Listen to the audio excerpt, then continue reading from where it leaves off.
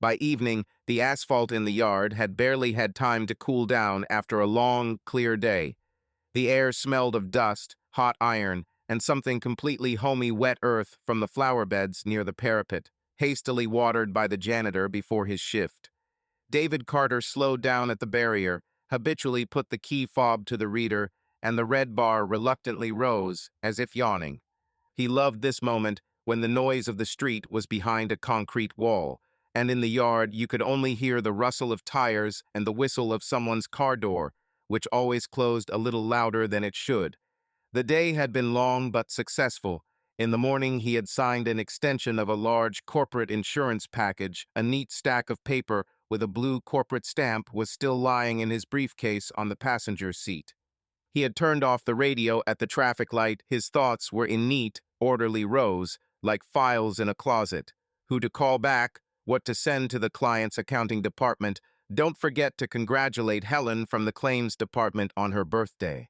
He parked his silver sedan closer to the exit to the yard, in his own spot third from the left, on the edge of the lane, where the streetlight always winked and you could reach the entrance door almost without stepping on the gravel.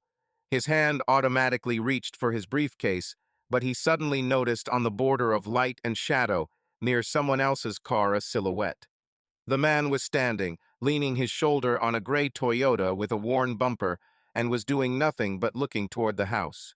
He wasn't smoking, wasn't fiddling with his phone, wasn't checking his watch. He was standing. David turned off the engine and sat for a few seconds, looking out the windshield. The sticker on the gray car's rear window had a corner of clear film sticking out, cut crookedly, something that careful owners rarely do. The hubcap on the left front wheel was missing, and the brake disc looked red. The stranger was wearing a dark jacket with the hood up. His face was ordinary, dense, as if bored, and yet there was something wary in his stillness, in the way he held his fingers in his pockets, but his elbows slightly forward. He stood too straight. He listened too intently. David found himself breathing more slowly than usual. It was a strange feeling, as if he were half asleep in his office and suddenly heard a second, unfamiliar footstep. He opened the door, carefully so as not to slam it, and stepped outside. The lock beeped as he swiped his finger across the touch button. His briefcase on his elbow, the key fob in his right palm. He slammed the door softly, like they teach in good salons, with a platform motion, and counted to 3. The stranger turned his head slightly. "Good evening," David said. His voice sounded normal, friendly. He always started out exactly the same way in such situations with clients, in negotiations, when someone backed into someone else's bumper in the parking lot. The tone was neutral, without demands. "Yeah," the stranger replied. "Not evening, not good. Just a short aha, like a pebble thrown into a puddle." David nodded and took a couple of steps toward the trunk, as if he was going to get something. Out of the corner of his eye, he noticed that the stranger was wearing light-colored sneakers with gray streaks like clay, as if he had recently walked on a dirt road. His pants were dark, not jeans, more like work pants, with slightly swollen knees. On his right sleeve was a microscopic trace of white paint, a thin arc. His left wrist was left without a watch, but a light mark was visible on the knuckles, as if he had recently taken off his gloves. He lifted the trunk lid, took out a paper bag from the store oranges, and a box of pasta rustled inside. The bag responded with a soft crack. David set it on the edge, giving himself a few more seconds to think. Familiar mechanisms clicked in his head. The place was unusual, the pose was closed, there were no objects in his hand's eyes. He took a risk. "Are you waiting for someone?" he asked, turning halfway. The man frowned slightly. "Maybe," he said. His voice was low, but even, without an accent. "What do you think?" "It's just that sometimes people get lost here." David allowed himself to smile. "I thought I might be able to help." "Help." The stranger slightly pursed his lips, as if the word seemed funny to him. "No help needed here." He looked toward the entrance again. At that moment, a figure flashed past the glass door, Mrs. Hardy with a terrier, eternal, like the yellow ribbon on the mailboxes. The terrier, noticing David, jerked, wagged, poked its wet nose into the glass. The door swung open with the familiar squeal of hydraulics. "Oh, David," Mrs. Hardy said brightly, still holding the phone to her ear. "I'll just pop in for a minute. I need Kiki. He won't last until nightfall. How's your work?" "Congratulations on the contract," Frank said. She spoke as if the weather, strangers, and darkness didn't exist in the world. The dog tugged happily at his leash. The stranger seemed to visibly flinch for the first time at that moment. He turned his body slightly, as if he were about to take a step. His gaze slid across David's face, quickly and dryly, and it seemed to linger on the keychain, where a small metal token with the emblem of a security company dangled a standard part of their comprehensive insurance. When you sell, they often give it away. Almost a souvenir nonsense. But his gaze froze on it a second longer than it should have. "It's a bit late for a walk," David said, feeling that the calm, professional tone itself kept him on the right track. "Are you from our house?" "A traveler," he answered and straightened up at once. His fingers moved in his pockets, as if he was checking to see if his keys were there. "Looking for directions." "This is a dead end," David said almost mechanically. "Everyone here is our friend." "That's clear." A sharp note appeared in the stranger's voice, like a cut. "Thank you for the lecture." He stepped toward the gray Toyota, but didn't get in.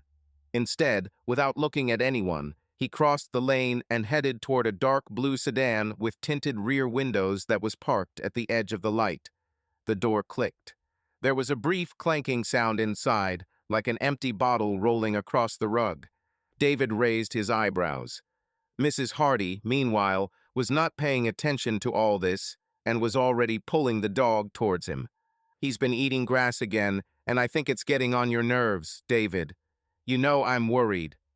She leaned over and stroked Kiki, who was trying to sniff the air and greet everyone at once. "Who's this?" she added in a low voice, having already broken away from her endless monologue. "I don't know," David said quietly. "I guess I'm lost." The stranger got behind the wheel. The engine first choked, then roared, as if a lump of garbage was stuck in the muffler. The headlights slashed the yard, flashed in the glass of the entrance. The car jerked slightly and, without looking back, moved off faster than was necessary in the tight parking lot. The wheels, driving over the joint of the slabs, made a short crunch. He turned the wheel sharply, caught a low-hanging maple branch with his mirror, and flew under the barrier, which had just managed to lower a couple of centimeters. It obediently rose again. The engine's voice sounded like haste.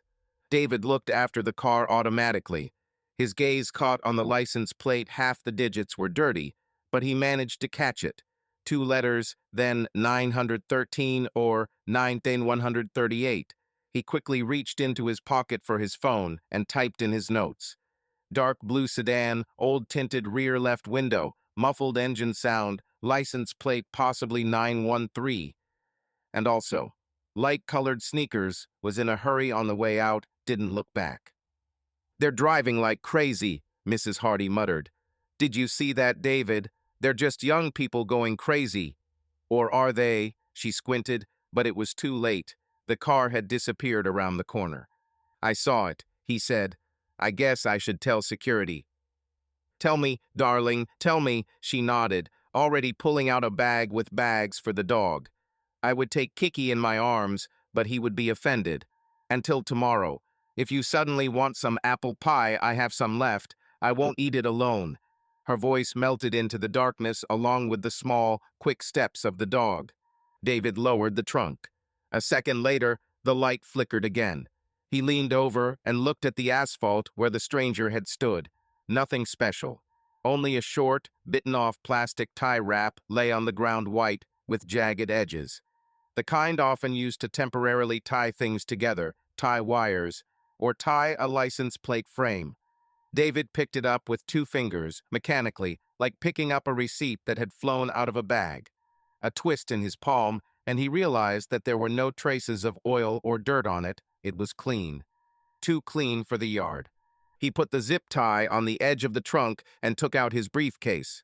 He thought for a moment, then sucked in a breath and headed for the glass door of the entrance, having first memorized the thought. "Call the post. Tell me about the car. Give me the white zip tie, if necessary.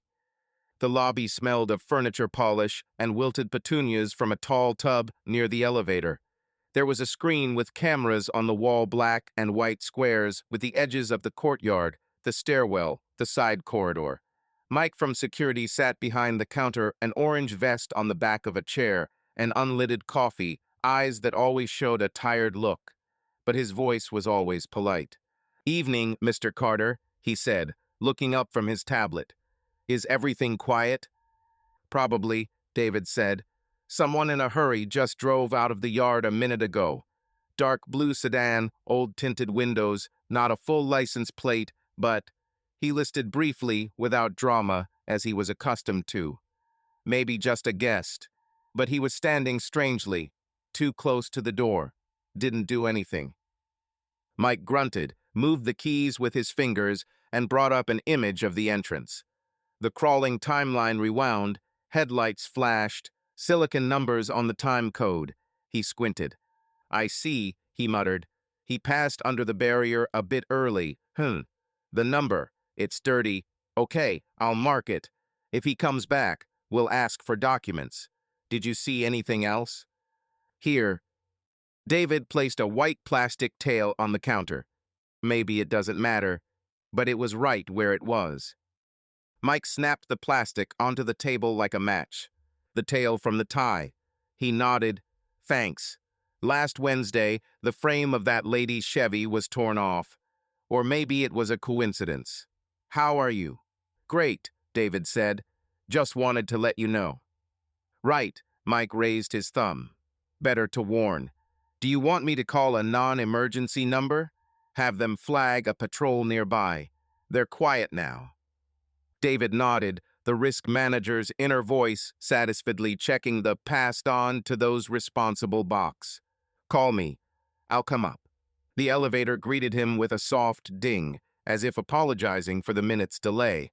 David nodded to the empty mirror, looked up at the running numbers, and in that mechanical pause, he felt the day finally switching. The courtyard, the stranger, the blue sedan that was separate, the house separate. The elevator stopped, the doors parted, and the familiar corridor with its smooth, carpeted runners took him by the elbow. Familiar doors, dim lamps, someone's sneakers neatly placed by the rug, a couple of apartments earlier. The key turned in the lock without a sound. Something simple and right smelt behind the door, a warm frying pan, cinnamon, and sheets of paper. Somewhere in the depths of the apartment, music was playing softly, not the radio, but a playlist learned by heart. A light guitar, a female voice, words that don't interfere with conversation. "We're home," he said automatically, although "we" was just him and a bag from the store. "Dad," Sophie called from the living room. The voice leaped across the hallway and crashed into him with the same force that morning alarm clocks had crashed into him before. "Look, I got that tilt." And a second later, she appeared in the doorway, in shorts and a t-shirt, her hair pulled back into a high, slightly crooked ponytail. A pencil in her palm, an invisible paint of determination on her nose. "What slope?" David smiled, closing the door behind him and placing the bag on the nightstand. "In drawing," Emily's calm voice interjected from the kitchen. "Lines in perspective." I showed her on my board. Emily stood at the stove, a pan pushed to the edge. The light from the pendant lamp fell on her shoulder, making her hair a little lighter than usual. She deftly turned something in the pan, and this tiny sound FSHSH intertwined with the music. On the kitchen table were notebooks, pens, a glass with tea bags. On the back of a chair hung her bag, a large cloth one, its sides bulging with papers. "Hello," she said, barely glancing at me, but immediately smiling with her eyes. "You're early." "On the contrary, it's a bit late," he replied and came up to kiss her in the temple. "How's your day?" "Endless orange markers and kids arguing over why because is spelled the way it is," Emily said, taking a half step back to give him room at the sink. "But we survived. Sophie, show Daddy that because you slanted." Sophie picked up her notebook from the coffee table, a thick album with corners swollen with bookmarks and spread out on the tabletop in front of him a sheet of paper with houses stretching off into the imaginary distance. Do you see? She traced a line with her finger, which stubbornly stretched to a point somewhere beyond the edge of the sheet. And here is the fence. It should become lower. Mom said that I would catch this feeling if I mentally sat on the floor. Sit on the floor, David repeated, whistling. Okay, I'm more about insurance than perspective, of course, but this looks impressive. He leaned toward the paper, letting the house and the music and that very specific fence crowd out the rest for a moment. I'd add a shadow here, he pointed without touching the paper, like this. But if the teacher is my mother, I'd rather not say anything. Dad. Sophie rolled her eyes, but happily. Can I finish drawing on my tablet later? After dinner, Emily said softly, and after you pack your bag. You have math tomorrow. I remember, she said, offended but without resistance. She galloped back to the living room, automatically stroking the cat along the way, who was lounging on the armrest of the sofa and didn't even think of moving. How are you? Emily asked more quietly as he began to wash his hands. You look concentrated. He told her briefly but honestly the yard, the stranger, the car, without details, without anything that could easily be imagined. Just the facts, the way he likes. It's odd, she said, moving the pan and turning down the heat. But it's good you told me. You always do that. I probably would have passed by. You're busy with the kids and because, he shrugged, that's normal. And one more thing, we had a third-grade parent-teacher meeting today, and one dad almost made a scene, Emily added, as if remembering. But that's later. Now sit down. The table was set quickly. Napkins, plates, glasses of water. Sophie returned, dragging a chair behind her, as if it were her ship. David took the oranges out of the bag and put them in the basket. Emily set a dish on the table. It contained something that smelled of cinnamon and garlic at once, strangely comforting. What is this? He asked. My experiment, she said, laughing with her eyes. Don't be afraid. Eat. I'm not afraid, I'm insured, he joked, and all three of them smiled in unison, those homely smiles when there's no wit in the words, but there's a familiar warmth. They ate, talking about small things. Sophie about someone trying to skateboard down the hallway during recess. Emily about the new history teacher making fun of the classes. David caught the stories in his hands like balls and tossed them back with just a few lines, a nod, a clarification. Somewhere around the middle of dinner, he noticed that the tension he had felt while riding up in the elevator had evaporated like steam when opening a dishwasher. Can I? Sophie began, with that cautious intonation that children use to test boundaries. Can I borrow my phone for 5 minutes? I need a photo for reference. I want to draw sneakers. After the briefcase, Emily and David answered simultaneously and both laughed. Okay, Sophie waved her hand. Then I'll quickly run and get some pencils. And she disappeared down the corridor. Emily stood up to pour more water for everyone. Her phone was on the edge of the counter, a little away from the silverware and knife block. The screen was facing the ceiling and was dark. The case was soft and creamy, with a scuff mark in the corner. When Emily leaned toward the faucet, the sleeve of her sweater shifted the phone slightly, causing it to bounce awkwardly. David instinctively put his hand up to stop it from sliding to the floor. At that moment, the screen came alive, first blank, then with a short notification bar. Nothing flashy, just the usual flash, a white rectangle and 2 lines of text. A name he didn't know, and a phrase from the preload, fragments, like peering into the window of someone else's train. The name wasn't from his contacts, no photo, just letters. He remembered Mark, or Mark K. His fingers routinely picked facts out of the air like dust. Emily turned with the jug and noticed him holding the phone. Thank you, she said without pause, setting the jug down on the table.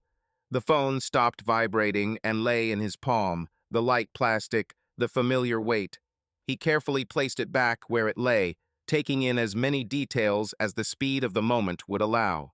A second flash, a second later, as if the sender disliked ellipses and preferred short, precise messages. This time he made out, "Where are you? Is everything okay?" No capitals, no periods. Then the screen went blank. "Did you get the oranges?" Emily asked, already distracted as she opened the fridge. "I was thinking about my morning smoothie." "I took it," he said, his voice returning to the kitchen. "Two." Sophie burst back in, now with pencils fanning out of her fist.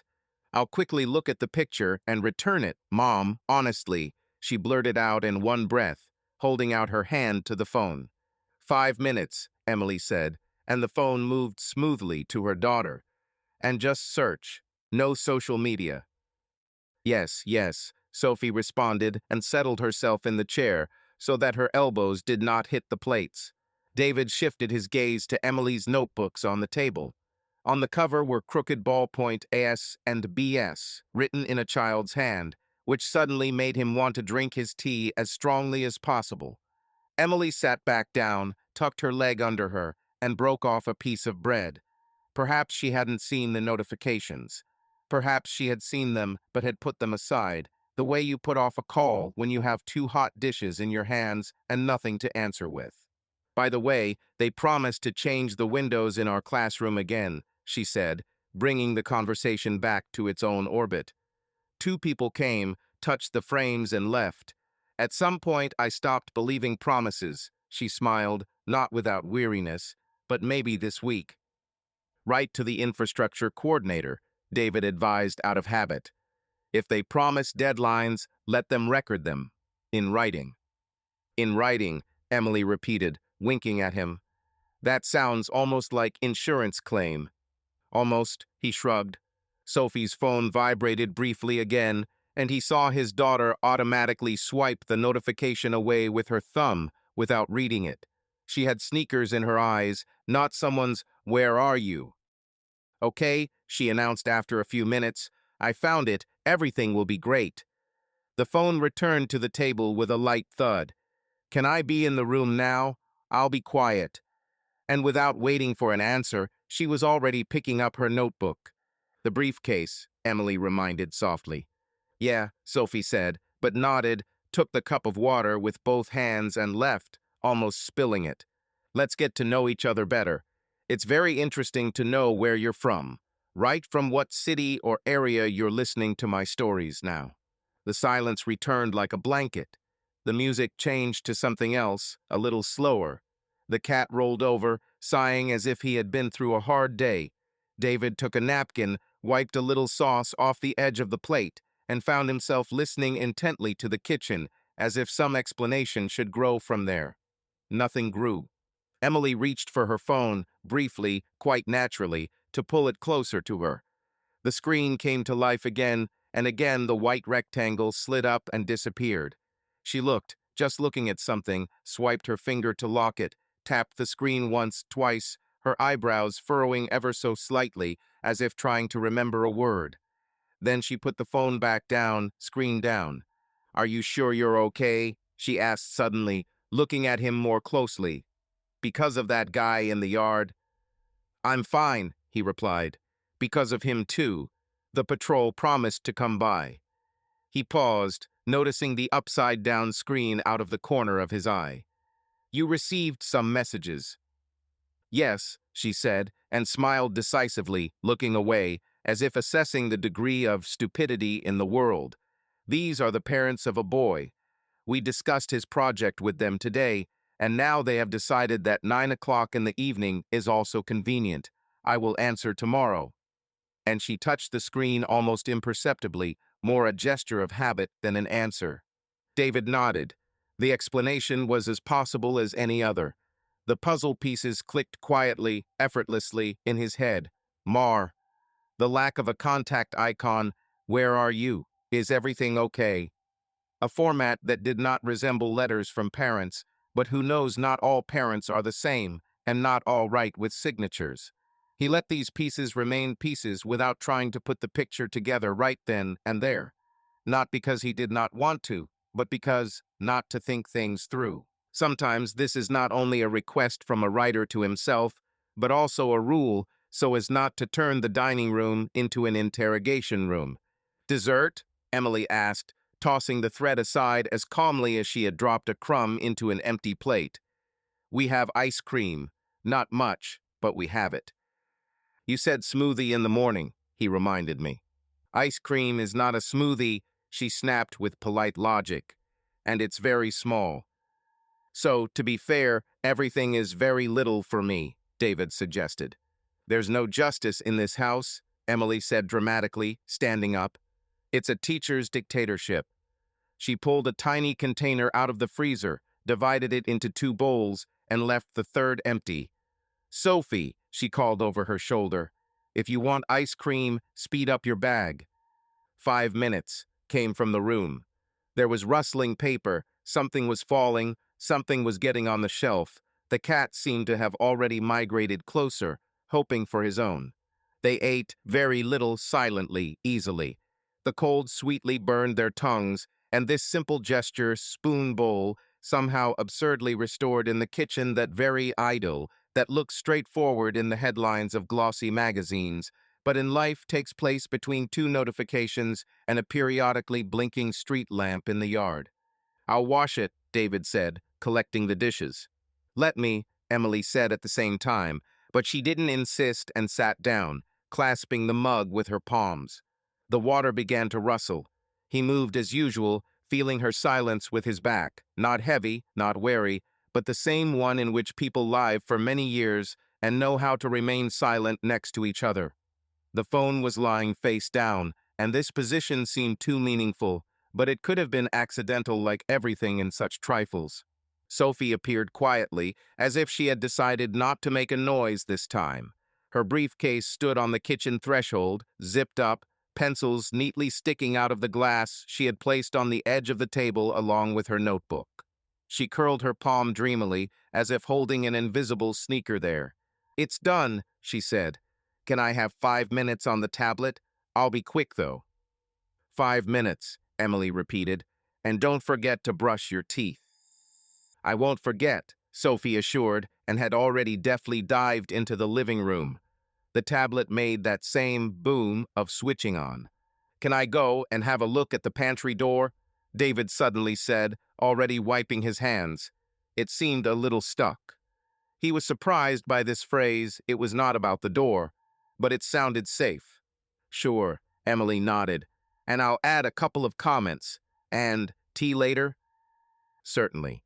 He walked down the hall to the storage room, a narrow one with shelves where everything was in its place. A box of photo books, plastic containers, tablecloths. The door actually creaked slightly, as if it was happy that at least someone was paying attention to it. He stood there for a second longer than usual, to give himself the right to pause, the kind that allows you to catch your breath. He returned to the kitchen. Emily had already picked up a pen and set it down next to the notebooks, her hand moving habitually, writing things down in the notebook. "Print, ask Jessica, at home, buy milk." The phone was still lying face down. He saw her turn it face up again a few minutes later, briefly checking the time, and then put it back down again. No movements that screamed, just small, quiet, measured ones. "Tea?" She looked up. "Tea," he nodded. While the kettle was filling with water, the tablet in the living room sneezed briefly and then obediently switched off. Sophie appeared again, this time with a toothbrush and toothpaste in her hands, strutted to the bathroom and disappeared behind the door, loudly humming her invented 3-note tune.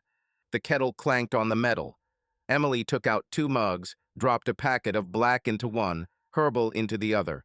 She knew which was which.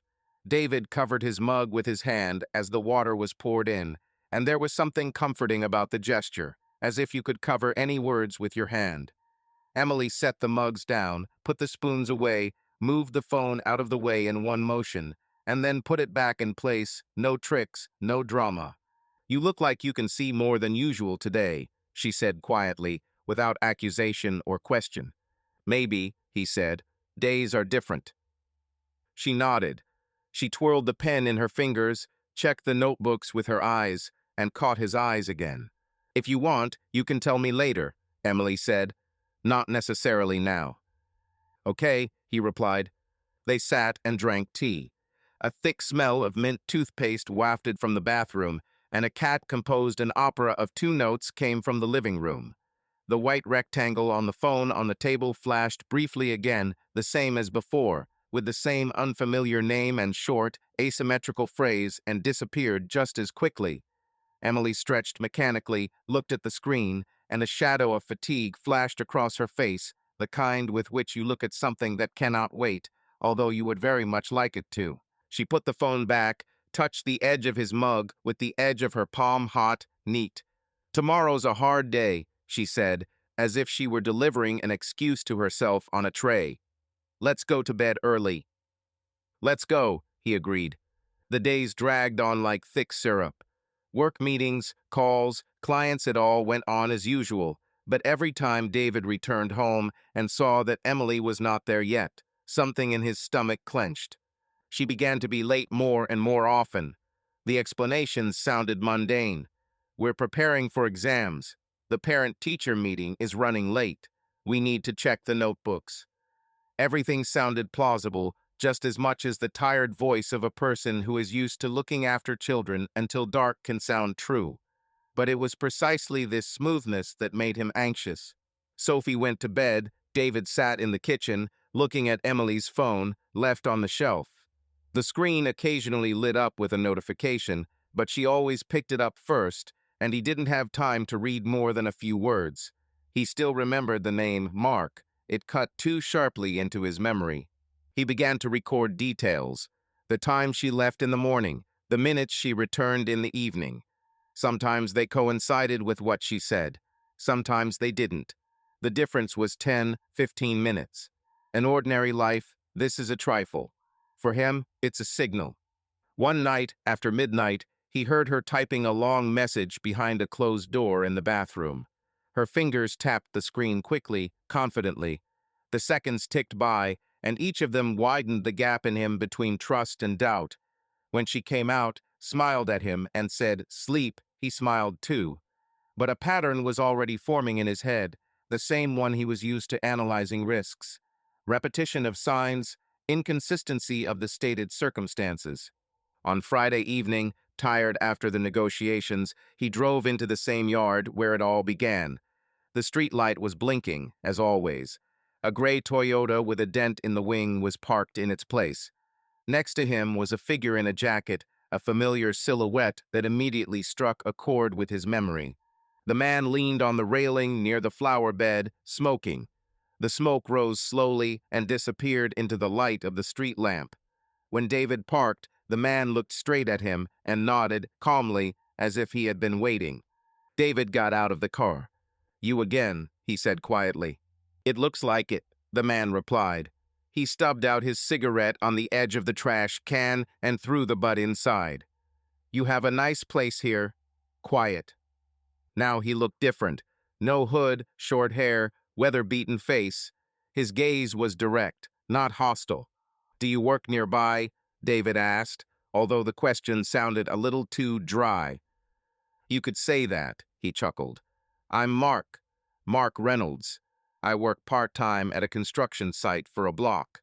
We're relaying the facade there." The name pricked him like a needle. Mark. The same one, from the phone screen. "David," he introduced himself. Mark nodded as if the name was familiar to him. "You, Emily Carter's husband, right? The teacher." David held his breath for a moment. "Yes," he replied. "Do you know her?" Mark narrowed his eyes slightly. "Well, our neighborhood is small. She passed by the construction site a couple of times. We talked. Teachers always want to know where the kids go after school." He spoke evenly, but there was an overconfidence in his voice, like a person who delivers a version that has been rehearsed too much. "We talked," David repeated. "About what?" "Oh, just like that." Mark shrugged. "About school, about renovations. She laughed that their windows were old and asked who could help with replacement. I said I could recommend some guys. A small thing." He fell silent, looking up at the dark sky. "She's a good woman," he added suddenly. "A very good woman." David's mouth went dry. That last sentence sounded less like a compliment than a confession, and it was too personal to be considered casual. They stood there for a few more seconds in silence. The noise of the highway was coming from far away, and televisions were flickering in the windows of the house. "Okay, I'll go," Mark said, straightening his jacket. "I have to get up early tomorrow. Maybe we'll see each other again." He left, and his steps disappeared into the darkness. David remained standing by his car. The words pounded in his head.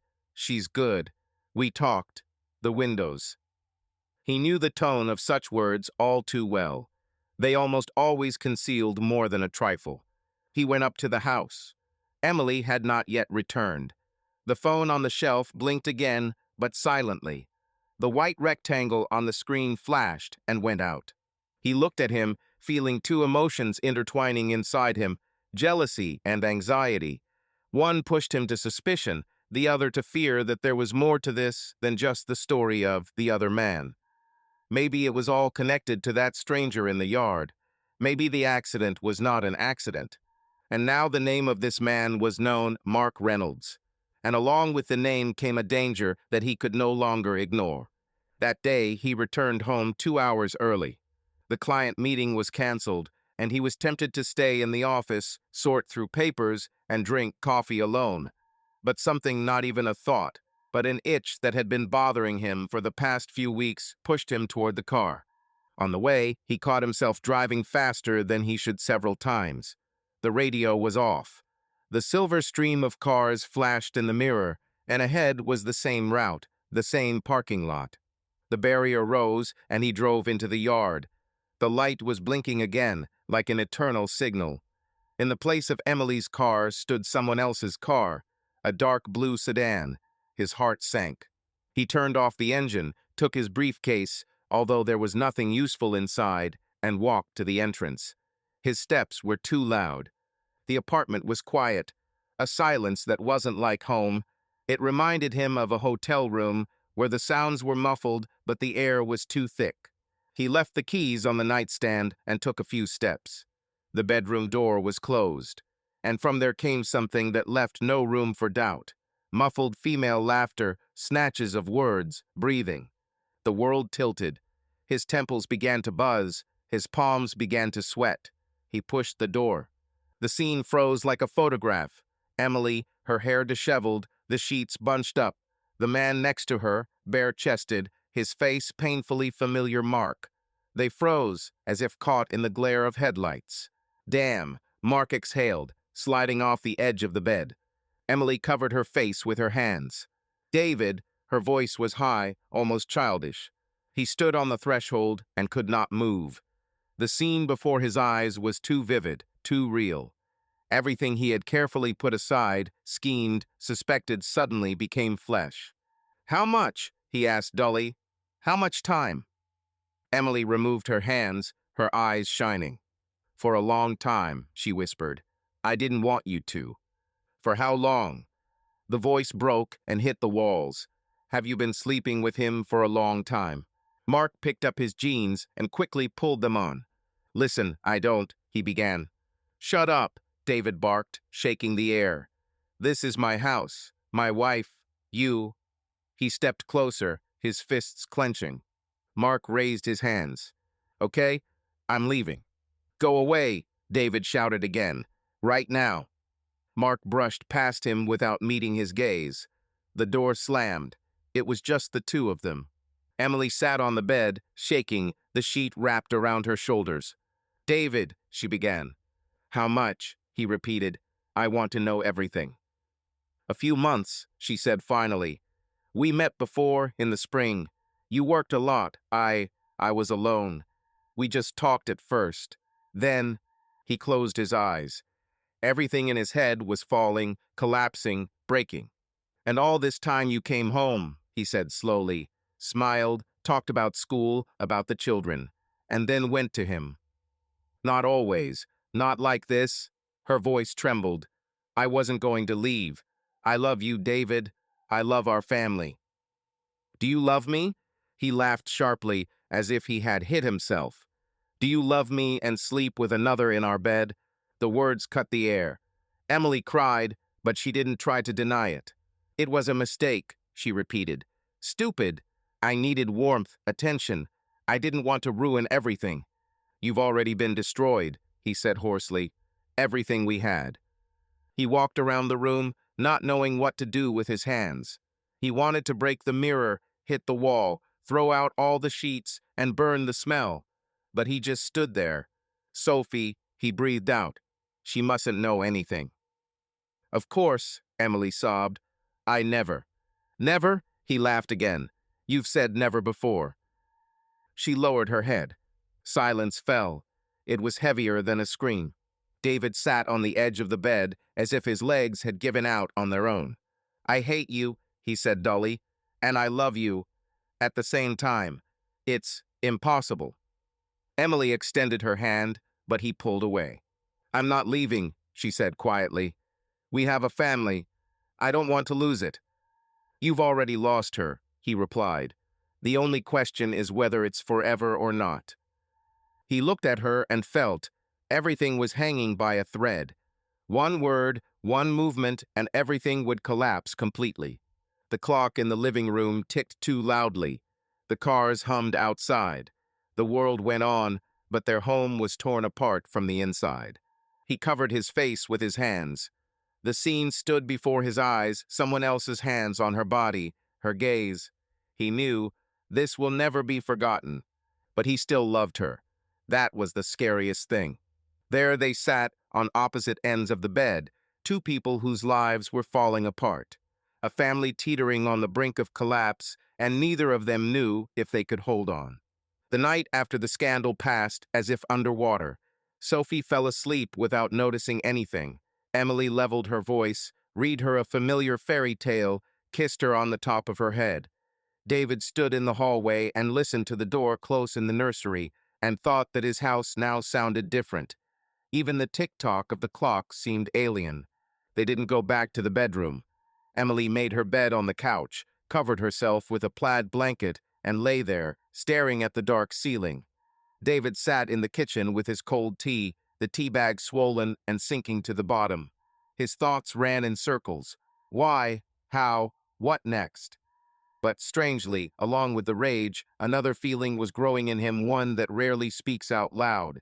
Fear. Not just for his marriage. For all of them. Towards morning, he finally dozed off. He was awakened by a rustling in the hallway.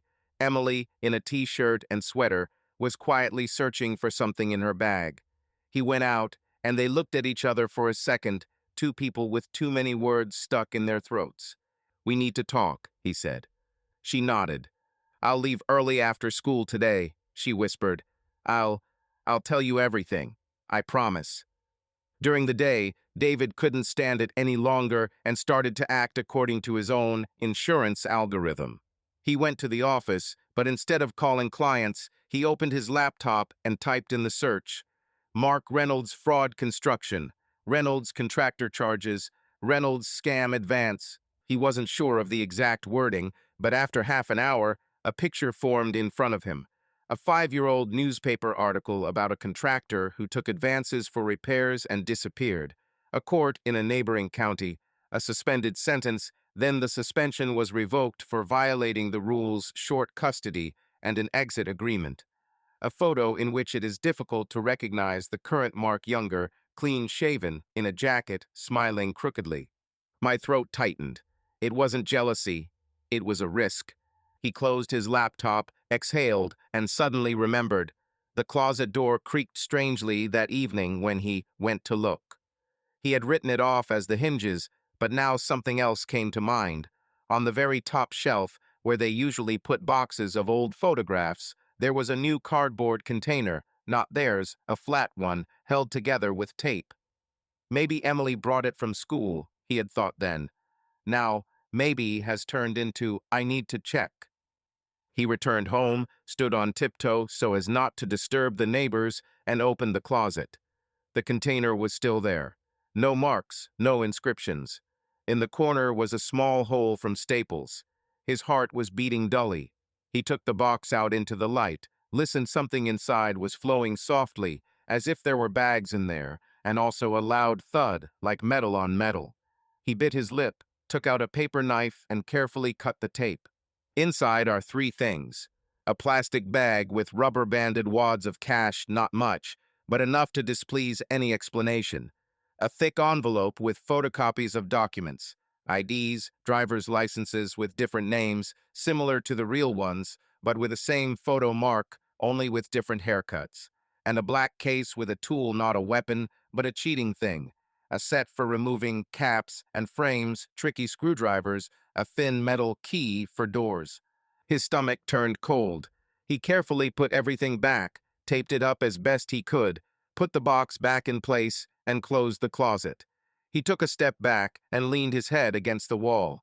The scene in the bedroom had been a betrayal, something to be forgotten and remembered like a burn. But this was different. It meant that their home had become a warehouse of other people's dangers. And Emily knew. Or did she? Unwillingly, as he would have said at work, pulled in. But the line between knowing and not knowing is thin when you're the one who put the box on the shelf. The phone in the hallway jittered. A message from her. "Meet me at home at 5:30. Sophie is at Jessica's rehearsal. Please be there." The little bee seemed desperately honest to him. At 5:27 p.m., he was already standing in the kitchen, waiting. Emily came in without the usual "we're home," put her bag on a chair, covered her eyes with her hand for a second, as if gathering her courage. She looked at him. Her gaze was direct. "Mark's not just a builder," she said bluntly. "I know, and yes, I got into it. Not the way you think. Not for the adrenaline. Not for the taboo. She paused. At first, it was just talk. He was always standing outside the school, smoking, helping the mums with something, carrying boxes at charity fairs. He said he was trying to start over. I believed him. You were all about work. Sophie was preparing for a competition. I felt like I was the buzzing one, and he was the quiet one. Funny explanation, right?" David remained silent. "Then the services started," she continued. "He offered to help with the windows, remember? I said we didn't have a budget, but he smiled and said he knew people. I refused. But at some point he had a problem. Debts, as he said. He asked. She clasped her hands for me to keep a box for a couple of weeks. Documents, tools. He said he was afraid that his house would be stolen. I agreed. It was stupid. I knew it was stupid. But I thought I was helping a person who," she searched for the word, "who helps me feel alive. And then everything got out of control." "In the pantry?" David asked quietly. She shuddered and nodded. "Did you open it?" "Opened it." "Then you know," she said, her voice falling. "He was involved in schemes. He took advances for repairs from several families, transferred the money to someone who was supposed to bring the materials, didn't. The partners are demanding repayment. But they're not just partners. He borrowed from people who don't call lawyers. They found him. And me. Because I have an address where one package was sent. She looked him in the eye. I didn't immediately realize what I'd gotten myself into. And when I did, it was too late." David placed his hands on the table to stop them from shaking. "Did they come to you?" he asked. "No," she shook her head. "But Mark said, if he doesn't give it back, they'll come. He's tragic, David, and dangerous. I tried to leave. Several times. He promised he'd sort it out. He promised it was the last time." She gave a short laugh. "And he knows how to tell you what you want to hear."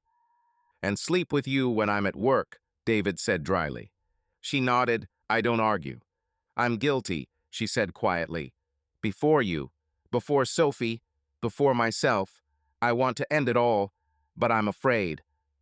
He tapped his fingers on the table as he did in negotiations when he needed to lay out the steps. "The warehouse at our house is the end," he said evenly. "The box has to go, and we have to know who these people are. We won't play spy.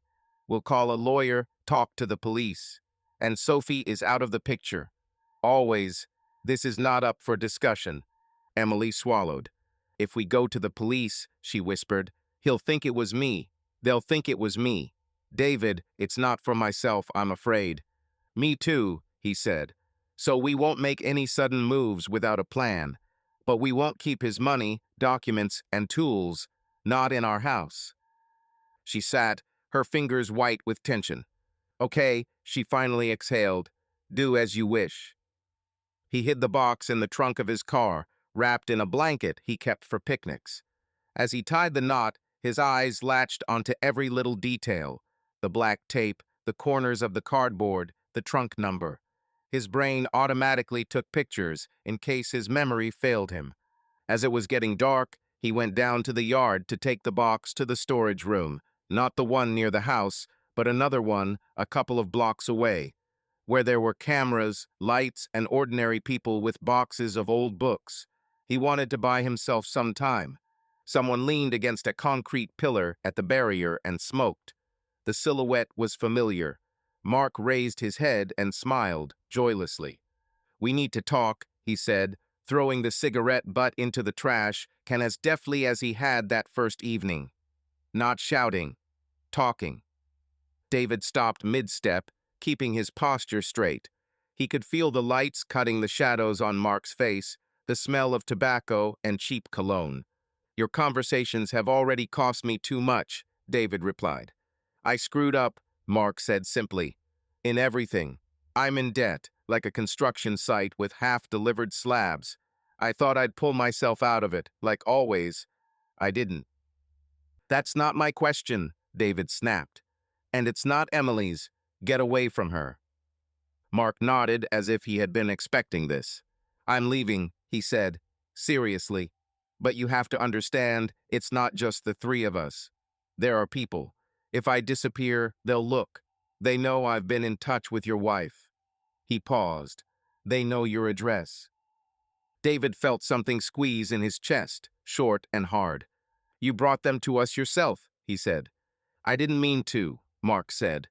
When it started, it was just money, and then it became something else. I tried to keep Emily out of it. Honestly, I didn't involve her in my business, but I asked for a box and a shipping address. Yeah, that's on me. He raised his palms. I'm sorry.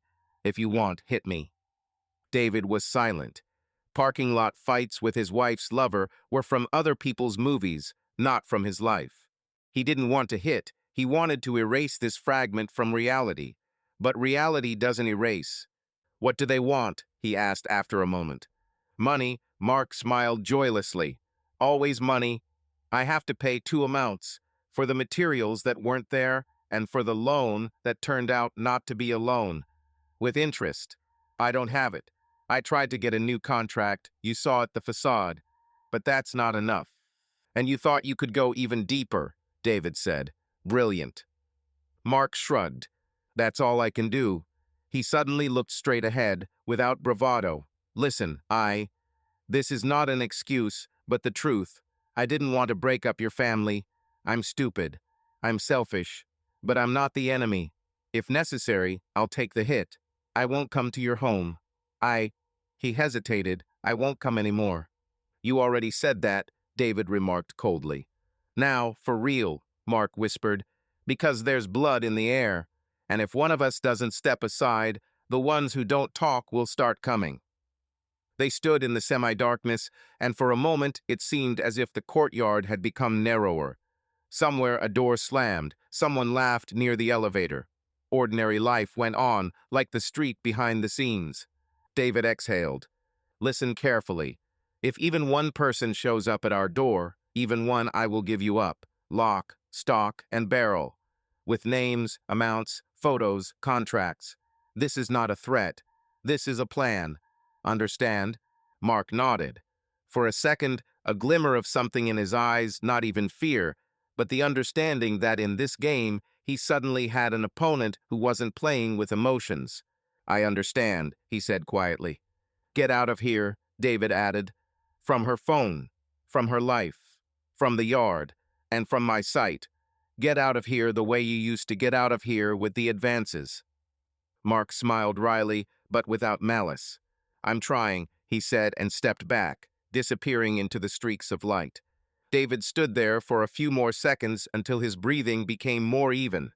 Then he got into the car and drove the box to the other end of the district, to where the metal doors of the storage lockers creaked honestly, and the manager asked for a passport. The smell of plastic wrap and wet rubber hit him as he opened the door. On the doormat lay a thin gray envelope, the kind you buy in bulk at a hardware store. No stamp, no return address. Just their apartment number, written in angular ballpoint pen letters. David froze for a second. There was silence in the stairwell, only the elevator somewhere above sighed, and moved on. He bent down, picked up the envelope with 2 fingers, as one might pick up a suspicious check, and felt something hard and flat inside. In the hallway, he closed the door, turned off the draft with his palm, and placed the envelope on the table under the lamp. Emily came out of the kitchen, wiping her hands on a towel. "Mail?" she asked automatically, and the next second, seeing his face, she asked differently, "What is this?" "I don't know," he said. "We'll find out now." He opened the edge with a paper knife, being careful not to cut the contents. Inside was a single sheet, regular office paper. On it was printed in large print. "Give back what is not yours. 48 hours. Don't ring the bell. We know where your girl studies." Below the text is a grainy photograph, printed directly onto the page. Sophie, walking out of the school doors with a backpack slung over one shoulder, taken from the street from a distance. The angle of the frame is like a security camera or a car phone. In the lower right corner is the time, today's 2:37 p.m. Emily gripped the back of her chair so tightly her knuckles turned white. The air in the room grew hard. "Oh my God," she breathed. "David." He put the sheet on the table. His thoughts weren't rushing around, on the contrary. They lined up in a strict line. Steps. A list. "Breathe," he said quietly. "Is Sophie with Jessica now? Are you taking her, or should I?" "I will, in half an hour," Emily responded, looking at the photograph as if she wanted to burn through the paper with her gaze. "Let's go together," he decided, "and we'll stop by Mike's. Cameras." He took a photo of the note on his phone, and the envelope too. He put the sheet in a transparent file he found in a drawer with documents and put it in his briefcase.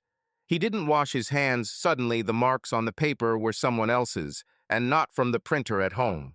"It's Mark," Emily said dully, "or whoever's behind him." "Those," David replied. "The handwriting isn't Mark's, and the style isn't either." He dialed Mark's number. Unknown flashed on the screen because he had never become a contact for him. The beeps cut off on the third. "I'm listening," Mark said quietly. "There was a note on our door," David said evenly, without wasting words. "With a picture of Sophie. 48 hours. Don't call the cops." Pause. "Shit," Mark whispered. "It's them. I tried." "You're not good at a lot of things," David snapped. "Listen carefully. If any of them show up at the school or our house, you're the first one I'll call. With addresses, names, amounts. And yes, I'll call the police. Now, your job is to disappear even further than you did yesterday." "I'll try," Mark said, and for the first time his voice sounded not bravado, but genuinely burnt out. "Warn the guards, and don't leave Sophie alone." "Thanks for the advice," David snapped and hung up. He dialed the number of the post below. "Mike, it's Carter. There was an envelope left at our door. We need to pull up the records who came up to the floor in the last 2 hours, and also ask the patrol to go to the school, just in case." "Roger that," Mike said. "Come down with the envelope. Let's get some prints. I've got a basic fingerprinting kit while the boys are on their way." "We'll be there in 5 minutes." Emily stood there, not letting go of the back of the chair. "We can't show this to Sophie," she said quietly. "And we won't," he replied. "We'll just take her together. Then we'll go to the neighbors for tea. For her, it's visiting. For us, it's a safe zone for a couple of hours." "Okay," she nodded. Mike's post smelled of coffee and plastic. He put on thin gloves, carefully picked up the file with the sheet, and ran a small brush along the edge of the envelope. "Not fanatical," he muttered, "but maybe I'll get lucky." He brought up the entrance camera. "The time is 17:06. A figure in a dark baseball cap and a mask, like they wore during the quarantine, is standing by the door. The jacket is short, jeans. In his hand is a gray envelope. The frame blurs for a second, the man bends over and disappears around the corner of the stairs without waiting for the elevator. The face not a single clean pixel, and yet a detail agate, slightly limping on the right leg. Straight out of a textbook, Mike said. Hide your face, avoid the elevator, know the cameras. But we'll catch him somewhere on the way out. I've already rolled it back. Look, 1709, same visor, same jacket, goes outside and gets into a car with someone else's license plate. No chance of making out the plate, it's covered in dirt. He glanced at David. I called the cops. They'll be here in 10 or 15. If you want, you can go up and get your family. You can wait with me.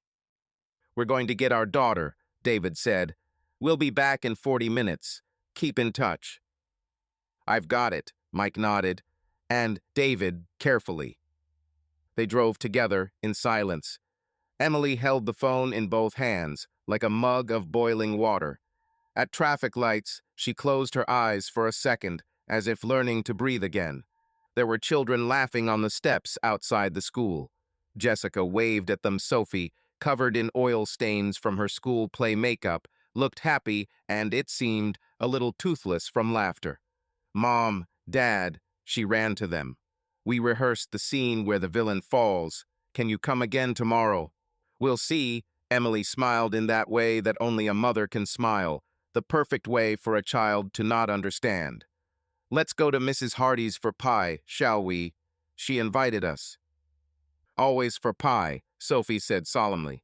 David walked them to the car, looking over his shoulder at every silhouette, every parked car. He saw a threat even in the fluttering advertisements on the fences. This feeling, familiar, necessary, but exhausting, had always lived in him at work. Now it had migrated home. Mrs. Hardy, fortunately, did have a pie, and talk about the weather, the dog, and the new series. Sophie was talking excitedly about the villain and the fall. David, sitting on the edge of the sofa with a cup of tea, found himself checking the reflection in the TV again and again, as if in a dark mirror, in case someone was standing at the window. Everything all right? Mrs. Hardy asked quietly, leaning towards him as Sophie became engrossed in the terrier.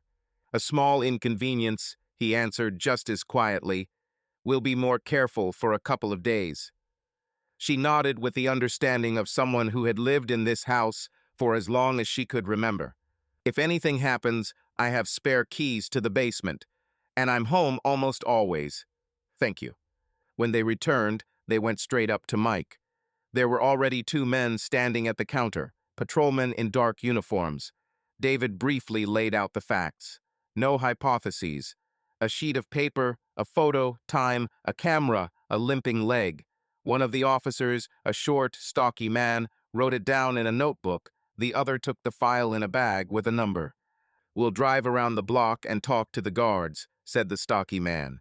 And here's some advice. Set the alarm to home mode and lock the doors. And don't walk around alone. Call right away if there's anything else. We'll call, David nodded. When they got to the apartment, Sophie was already yawning. Emily had put her to bed with special care, an extra story, an extra kiss, water by the bed, a night light. The door closed. There were two left. Plan? Emily asked. The plan, he confirmed. First, we don't open the door to anyone without calling the guard post. Second, tomorrow I'm installing an additional lock and asking the security guards to reinforce the shift at the entrance. Third, I'm taking a week off. You too, as much as possible. We'll take Sophie in and out of the house one at a time, without one. Fourth, we're going to a lawyer, and to the police officially. We have an objective reason. They said don't call the cops, she recalled. They say a lot of things, he replied harshly. Our rules are more important. He spread a notepad on the table and began writing. Phone numbers, contacts, a safe word for Sophie in case Mom called and asked her to go out. A word they didn't use, violin. If you hear violin, don't do anything. Call Dad and Mike. They repeated this several times until the word became easier to pronounce. I don't know how to look you in the eye and ask you to protect us at the same time, Emily whispered when he looked up. No need to ask, he said. This is my job, and my family. He checked the windows, the door, and the balcony. He forced himself to think about the simple: the kettle, the cat, the nightlight. This is not a ritual. These are the anchors that hold on to normality. The phone vibrated on the kitchen shelf. The number was hidden. David picked it up, turning on the speakerphone. Yes, he said evenly. Pause. Breath. Then a low, creaky voice, as if through a sack. The clock is ticking. Be smart. Don't drag death by the tail. 2 days. I remember, David answered calmly. Remember, too, any move towards our girl, and neither masks nor other people's numbers will save you. Do you understand? A short laugh on the phone without joy. See you later, smart guy, the voice said and hung up. Emily wrapped her arms around her shoulders as if she was frozen. David wrote down the time of the call and put a check mark. I'll put on the tea, she said after a pause. Put it down, he nodded, and pack your things in case we go to your sister's tomorrow night. Fine. He went out into the hallway and listened to the house. The refrigerator hummed as usual. The clock on the wall ticked. Someone was talking in the elevator. The world stood still, but under their feet there was ice. Before going to bed, he wrote a short message to Mike. There was a threatening call. Time such and such. We are home. No guests. Mike replied almost immediately. Got it. I'm on duty until 2. Cameras on record. Additional rounds at 23 o'clock and 1 o'clock. David set his phone to silent, but turned on notifications from one contact, the Post. Then he took a heavy lantern from the closet and put it on the nightstand by the entrance. No guns, no movies, just light and voice. Sometimes that's enough to make nights pass without a story. I sleep in the living room, he said when they had turned off the main light. I feel more comfortable that way. Emily faltered. Thank you. No thanks. He lay down on the sofa, covered himself with a blanket, and left the table lamp on at minimum. The light was yellowish, warm, like an antidote to the white rectangle of that printout. He listened to the house and didn't blink when the streetlight blinked out of habit in the yard. The list repeated itself in his head. 2 days, lawyer, police, violin, don't open, together. Almost in the morning, he fell into a short, viscous sleep where the barrier rose and fell like a metronome. He was awakened by the quiet ding of the elevator and even confident steps on the carpet. The steps stopped at their door. I froze and moved on. He didn't move. He just tightened his grip on the flashlight handle and told himself what he would tell a client. Fear is a signal. Panic is a choice. We choose a plan. And he chose, at any cost. The night was shallow and viscous. David dozed on the living room sofa with a desk lamp on and a flashlight at hand. The house lay on its side like a tired animal, the rustle of the refrigerator, the measured tick-tock, the occasional footsteps in the hallway. 2 days pounded somewhere in the background. First he woke up from the smell-sweet, Swedish heavy, like a garage in the July heat. Gasoline? His brain said, no, it wasn't my imagination, before he even managed to open his eyes. Then a thin ding of broken glass, as if someone had dropped a spoon into a glass, and a split second later a weak hiss and crackle. He jumped up. The lamp cut a piece of the kitchen out of the darkness, and there, beyond the threshold, in the window opening, an alien light danced, orange torn. The smell of gasoline hit him like a fist. Somewhere outside, a frame cracked, a bottle flew into the window. Emily, he shouted so loudly that he didn't recognize himself. Sophie. The bedroom door swung open almost instantly. Emily was already running, in just a t-shirt, her eyes wide. A frightened "Daddy" was heard from the nursery. David burst into the kitchen, grabbed the fire extinguisher from under the sink, pulled the pin, hit the curtains, the foam hissed and fell. But the fire had already grabbed the cornice, the edge of the closet. The flames bent inward, the second cocktail flew after it, flew past and smashed on the edge of the countertop, splashing fire on the floor.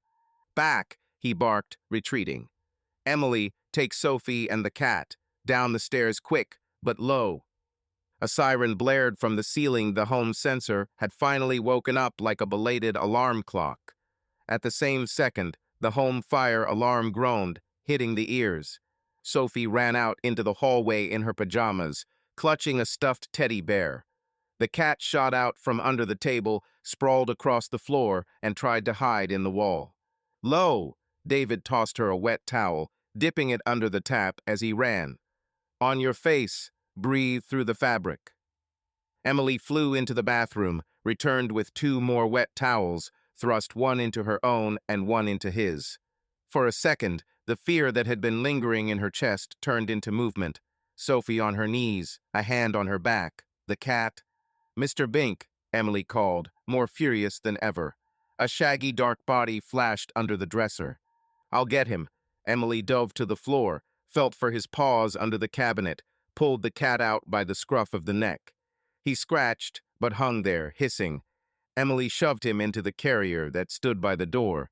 She had put it there the evening before, just in case, slammed it shut, and clicked it. David poked his palm at the front door. Cold. Good. Is the peephole glowing red? No, it's dark. That means the stairwell isn't covered yet. He threw back the chain, opened the door. There was already thick smoke in the entryway, but no open flame. Somewhere on the lower floors, doors were slamming. Someone was screaming. The siren of the stairwell exhaust hood howled downstairs. "Down," he said. "Along the wall. Don't run. Count the steps. Sophie between us. Emily and the cat behind me." They dove into the smoke. David went first, almost crawling, touching the steps with his palms. Sophie was breathing quickly but evenly, a towel to her face, her eyes squinting. Emily was dragging the carrier, pressing it to her chest so that her white fingers turned even whiter. On the 3rd floor, heat hit from below, meaning the flames had already broken out into the common corridor. But on their landing, it was still holding. "Mike!" David gasped as they tumbled out onto the ground floor. "Mike!" Here, a voice responded from the post. "This way, quickly." He pulled them into the hall. Mike was already climbing toward the fire shield, pulling out a hose, and at the same time talking on the radio. "Apartment 7 has been evacuated. I repeat, evacuated. A child and a woman, a cat. 5th floor, kitchen, probably a cocktail. Firefighters 2 minutes." Emily almost fell into the chair, clutching the carrier and Sophie. The girl's shoulders were shaking, but she whispered through the towel, "We are together. We are together." David caught this whisper and made a mark in his heart. "Are there more people inside?" Mike asked, nodding upward. "In our opinion, yes," David exhaled. "Mrs. Hardy." "I called her when the alarm first went off," Mike snapped. "She's already downstairs with the dog. Consider yourself lucky." Below, near the glass door, a blue light flared up, flashing lights outside the window. The firefighters burst in almost instantly, 3, then 2 more, with back tanks in masks. "Everyone down." "Who's in the apartment?" "Is the gas shut off?" "It's shut off." "The 7th kitchen is open flame. A secondary point is possible." The harsh phrases covered the noise like a tap with boiling water. David stood, clutching the edge of the counter. His mind was filled with perfectly unnecessary details. How the rough plastic of the carrier had imprinted itself on his palm. How Emily had brushed the doorframe with her shoulder as she walked and hadn't noticed. And something else. The short, limping gait recorded by the camera and the smell of gasoline, leaving no room for accident. After an eternity that lasted about 10 minutes, one of the firemen came out, took off his mask. His face was red, sweaty, his eyes were calm. "The main source of the fire is knocked down," he said, "but everything inside is burnt out. Your door was intact. They worked from the window. Most likely 2 bottles. Judging by the streams, they used gasoline mixed with oil. The examination will tell for sure. The neighbors upstairs have only soot. No victims, no injuries. That's important." He looked at Sophie and nodded to her. "Good for you for listening." Sophie curled up tighter and buried her face in Emily's shoulder. The cat suddenly purred long and loud, as if he too had exhaled. "We can," David began and stopped. "What can? Go back, take our things? There are no more things." "Not now," the fireman answered, guessing his question. "No one will be there until the morning. The duty group will remain on the landing. An investigator will come and look at the sources. This is definitely a deliberate arson. The neighboring cars in the yard were not affected. That means they were working on purpose." He left. Emily covered her face with her hands. Sophie asked quietly, "Where are we going home?" David sat down and took her hands. "Home is where we are together," he said. "Today we're going to Mrs. Hardy's for a couple of nights. Then we'll decide. All that burned were things. We're safe. That's the main thing." Sophie nodded and sobbed once, loudly, as if she were releasing a splinter. Mrs. Hardy had 2 camp mattresses, 3 extra blankets, and tea that smelled of bergamot and was calm. The terrier snuggled up to Sophie, as if he understood. Emily sat on the edge of the sofa, clutching her mug, staring into space. David was talking to the police, the detective, the duty officer, another. Public relations, all asking the same questions. He gave the same answers. 2 bangs, the smell of gasoline, a broken window, fire spreading along the curtain, the time, 2:14. "We have video from the scene," the officer said on the phone. 2 hooded figures. One is limping. The car is a dark sedan. The license plate is covered with dirt or film. "Believe me, we've seen this more than once. They're doing a clean job. But we'll get them. If this is connected to your friend."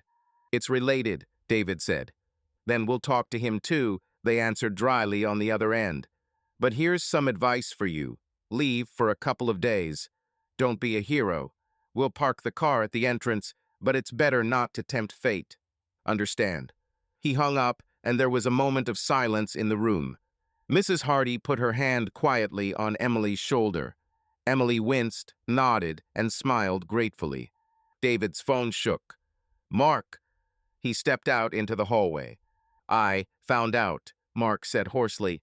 The highway hummed in the background. "I had nothing to do with it, I swear. But these are my debts. They decided to pressure me. David, I'm so sorry." "Too bad," David repeated quietly. "Our house was on fire. My daughter was in the smoke. Too bad is the word for a broken cup." "I'll pay back everything I owe," Mark said quickly.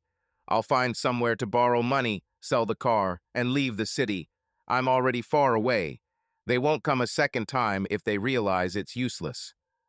"You think they think," David snapped. "They count, and the only things that count are money and fear. You gave them our address. You gave them our fear. Remember, if even one shadow from your friends falls on my family, I will make sure that you will not only lose your city, but also your name." He exhaled. "Disappear, and pray that the police find them before I find you." Mark was silent. Then he said quietly, "I understand," he said and hung up. David stood by the window. In the courtyard, through the glass wall, their entrance was visible a dark spot, a flashing lantern and 2 stripes of signal lights. The house seemed empty. He came back into the room. Emily looked up at him, her eyes tired, red, but sober. "It's my fault," she said quietly. "I brought into our home a part of the world that shouldn't be there." "You're wrong," he replied just as quietly. "They'll do the rest." He glanced around the room, where Sophie was already dozing with the terrier and the cat, who had somehow adapted to the stranger's apartment. "We're alive, and we'll finish this tomorrow." Emily nodded and turned away to hide a fresh wave of tears. The morning brought a burning smell to the entire block. They returned to the house with only the police and the inspector. Inside their apartment, the air was cutting into their throats. The kitchen corner was a black cave. On the floor were puddles of cold water, charred stains, wisps of foamy traces, like snow after a chemical storm. Everything that was theirs. The children's drawings on the refrigerator, the bookshelf, Emily's favorite mug had faded to one color. "We'll take samples," said the investigator, wearing a mask and gloves. "And this is important, you have two ignition points. One is under the kitchen window, the other is near the balcony door. This means there were two arsonists. They worked in sync. For us, this is good news, more chances to leave traces. For you, it's additional confirmation of intent." "We have insurance," David said automatically, and only then did he realize how strange that phrase sounded coming from his own mouth. "But it's not about things." "I understand," the investigator nodded. "We'll get in touch. And yes, the guard said that one of them had a slight limp. It's a rare sign. We'll check the database. We'll find the car too, such numbers don't get washed quickly." They walked out onto the stairwell. On the wall near their door, soot had drawn a dark arch. Damp spots glistened on the banister. David glanced across the landing, at the look of the camera on the ceiling alive, blinking. He placed his palm on the cold metal of the banister and told himself what he had been repeating all night. Fear was a signal, panic was a choice.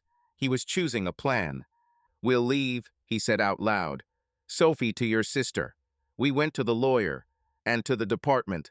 We write statements, connect the services, and no one else opens the door to anyone without confirmation." "Yes," Emily said. He turned to her. Behind the ashes and soot, behind the smell of gasoline and the damaged house, there remained something important: the eyes of a man who admits guilt and does not hide. He noticed this and nodded. "We'll get this out," he said, "at any cost." The streetlight flickered again in the yard. The day was white as a bandage. Their house was scorched, like skin after a fire. But they stood, and this was the beginning of what needed to be done next. The morning after the fire was loud and silent at the same time. Mrs. Hardy's living room smelled of bergamot and damp, for Sophie was asleep, clutching the terrier in her arms, the cat curled up on the windowsill like a strange shadow. Emily sat at the table with an empty mug and sleepless eyes. David had laid out a notebook, phone, flash drive, and transparent files on the rug. The risk agent's desk was right on the rug. "Are you sure?" he asked as she pushed her phone toward him. "You'll just give me the password and that's it." "Yes," Emily said. "It should have happened sooner." He took his time. First, a list, what they already had. The threatening note. The photo from Mike's front porch camera. The video file from the fire department, 2 figures, 1 limping. The box in his locker, cash, fake IDs, tools, old clippings about Mark's case, and now Emily's phone. David turned on airplane mode, unblocked, and skimmed the surface. Messages, calls, gallery. He wasn't looking for intimacy, he was looking for logistics. Class chats were muted.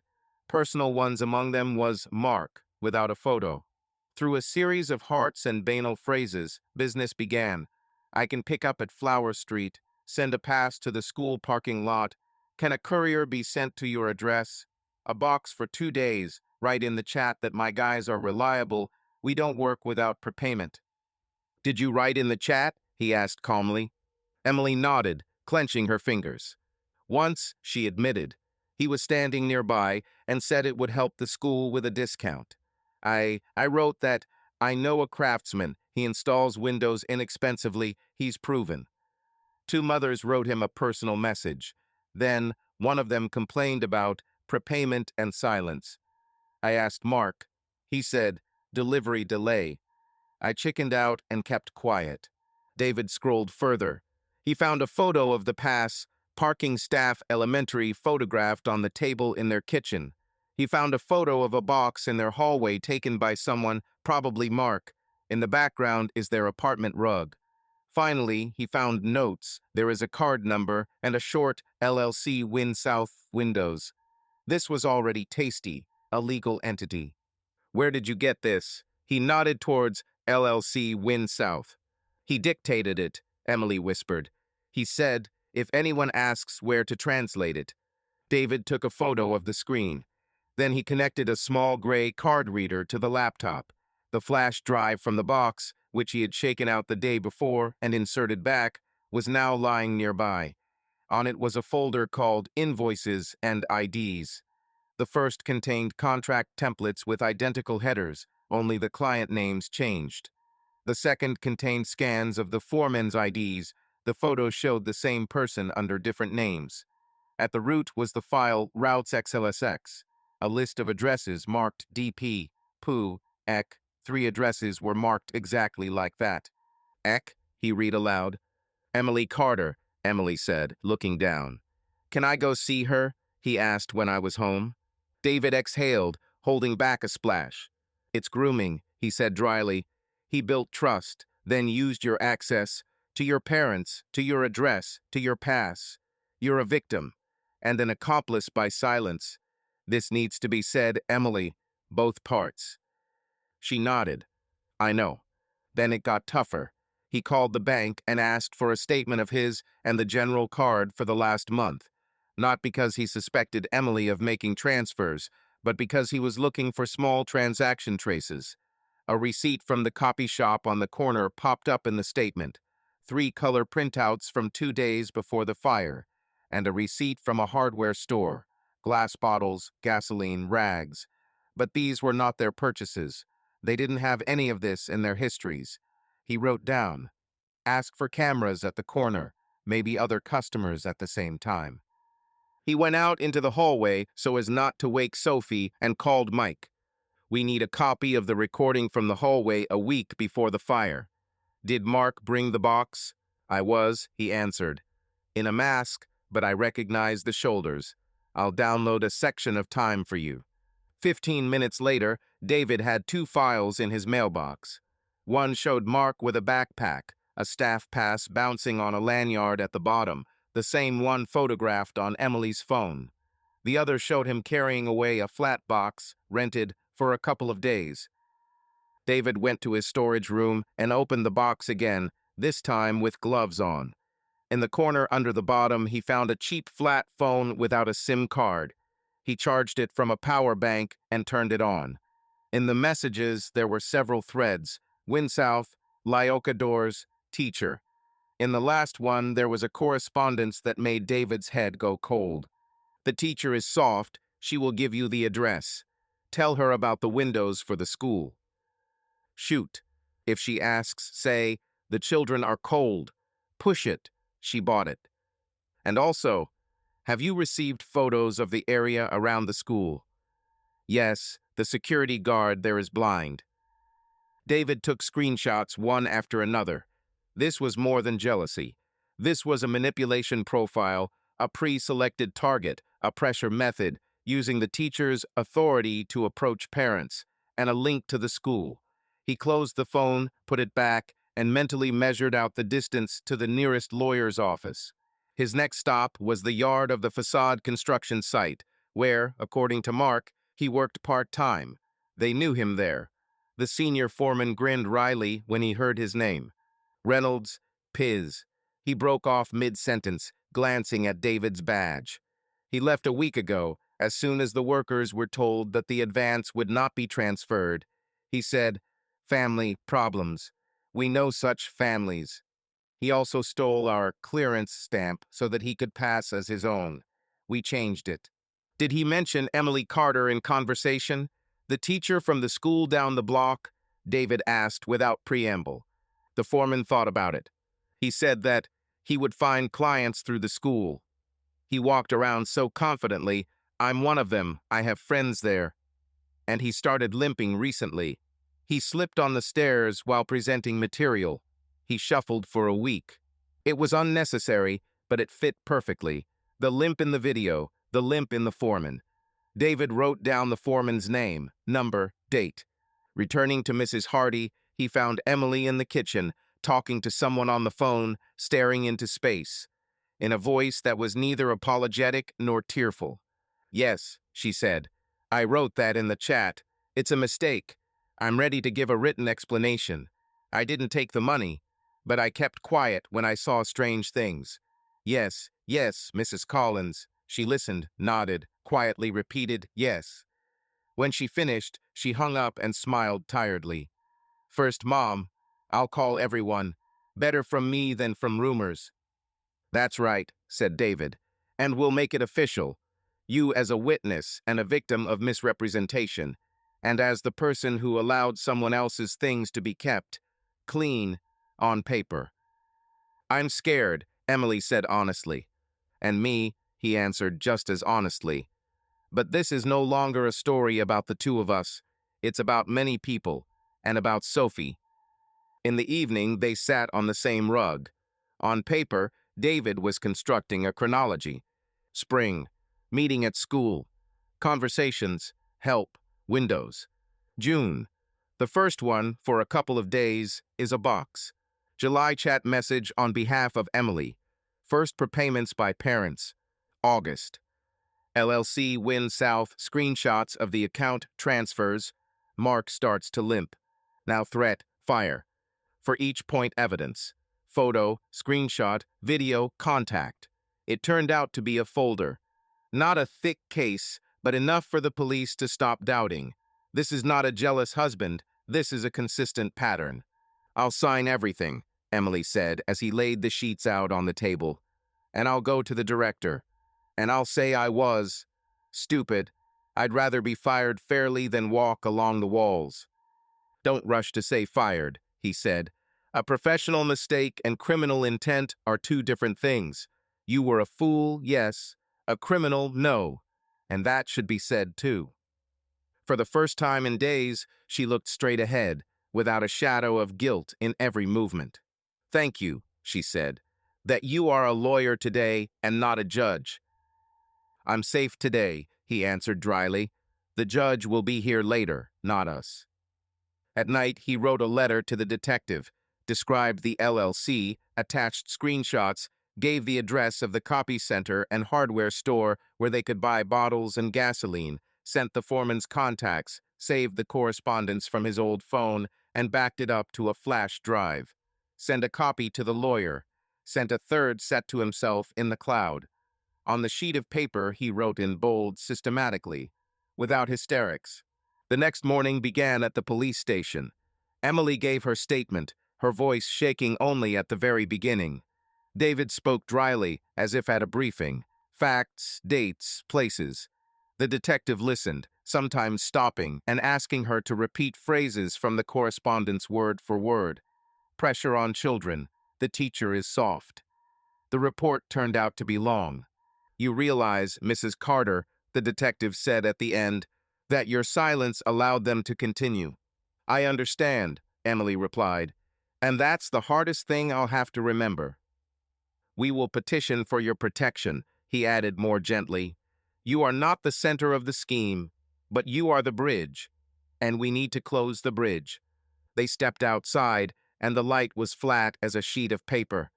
David took a breath and, for the first time in days, allowed himself to acknowledge that the anger had retreated, giving way to something else, clarity. He still loved her. He was still angry. But now they had a plan, and the plan had proof. What next? Emily asked. Then live and finish the job, he said, and tell the truth in time. This is yours. Silence made it worse.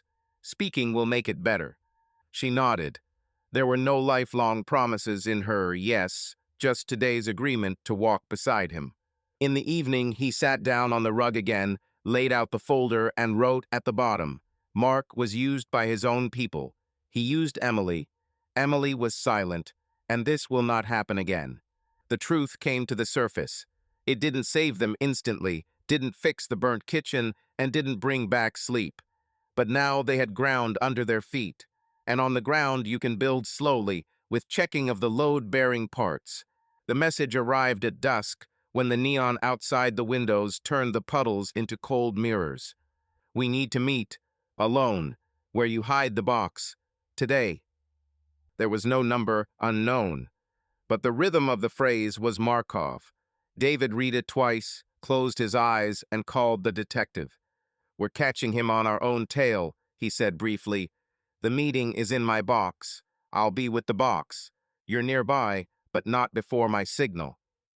A signal? The detective asked. I'll say violin, David replied. It's a familiar word, but foreign to our vocabulary. The warehouse was what he loved in peacetime. Bare concrete, neat rows of iron doors, fluorescent lighting where there was no room for theater. The cold air smelled of cardboard and dust. David arrived early, opened the box, placed it on the threshold, leaving the lock open intentionally. Copies of the files were in his bag, a flash drive in his pocket, his phone on silent with notifications from the post and the detective. He heard Mark's footsteps before he saw them. The shuffling on the concrete, that same slight limp that everyone was talking about. He came out of the shadows unshaven, in the same jacket, but as if dried up. Insomnia in his eyes. "Are you alone?" he asked, his gaze sliding down the empty corridor. "Yes," said David, and he added, almost honestly, "There are two of us, me and your choice." Mark smiled at the corner of his mouth. "Give me the box," he said without preamble. "You don't understand. These papers aren't just my screw-ups. They're their ends. They wanted to burn everything in your house, not just to put pressure on you. They thought you had the evidence. I said I didn't anymore, they didn't believe me. So fire. If this doesn't disappear now, they'll go further. On you, on the child, on the school. I'll take it and leave. That's it." Going away, David nodded at the box. With other people's IDs, fake foreman, a list of addresses, and soft teacher correspondence. "No, Mark. This will go somewhere else." He took a step toward him. "I gave copies to the police. Win South, the hardware store, the copy center, your foreman with the limp, they're all in the case. You can't take back the past." Mark blinked, quickly, as if from a flash. "In vain," he said coldly. "Very in vain. You think you're a hero, but you're just gasoline on the fire." "There was gasoline in the fire last night," David replied just as coldly. "In our kitchen. That was your plan B, intimidate and erase." Mark looked down at the box, and something inside him crunched. "I didn't order the arson," he breathed out hoarsely. "I swear, they didn't want you. They wanted that damn cardboard. They would have burned you and me and the whole house, just so the papers would disappear." He looked up. "I didn't come to threaten. It's too late to warn. It's still possible to stop." "There's only one way to stop it," David said. "Surrender. With evidence. Or disappear without the papers. But you chose to come here. That means they're already leading you." As if in response, a door rustled at the far end of the corridor. The shadows shifted. Two. Hoods, masks, gloves. One walked steadily, the other limped more heavily than Mark. They stopped 3 doors away, unhurried. "There you are, builder," said the left one, low as gravel. "We thought you'd finally remember where our secrets are." Mark turned around at the sound and for a moment became very small. "Guys," he raised his hands, "let's calm down. There's only trash here." He nodded at the box. "Nothing valuable." "We'll check," said the one on the right. His eyes flashed through the slit of his mask. David stepped back into the box and casually touched the phone in his pocket. The detective's line had been open since the start of the meeting.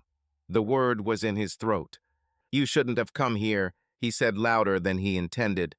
"The violin has long since finished playing." The voices on the telephone receiver came alive with a silent echo. The word had reached the right ears. "What orchestra are you from?" The left one grinned and went forward. "The box." Mark suddenly stepped between them and David, like a door hastily inserted. And this was not nobility, but a desperate calculation, to grab and carry away under the noise of the fight. He rushed to the box. David grabbed him by the arm. Mark twisted away, hit him in the rib with his elbow. The air left David's chest like air from a punctured tire. The shadows rushed too quickly without unnecessary noise. The first one jumped to the box, the second to David. A movement, and a cutting knife flashed in his palm, the same one that was in the toolbox set. Everything was close, cramped, smelled of metal and dust. David held his wrist, the knife slashed the air, touched his hand, a hot strip of pain.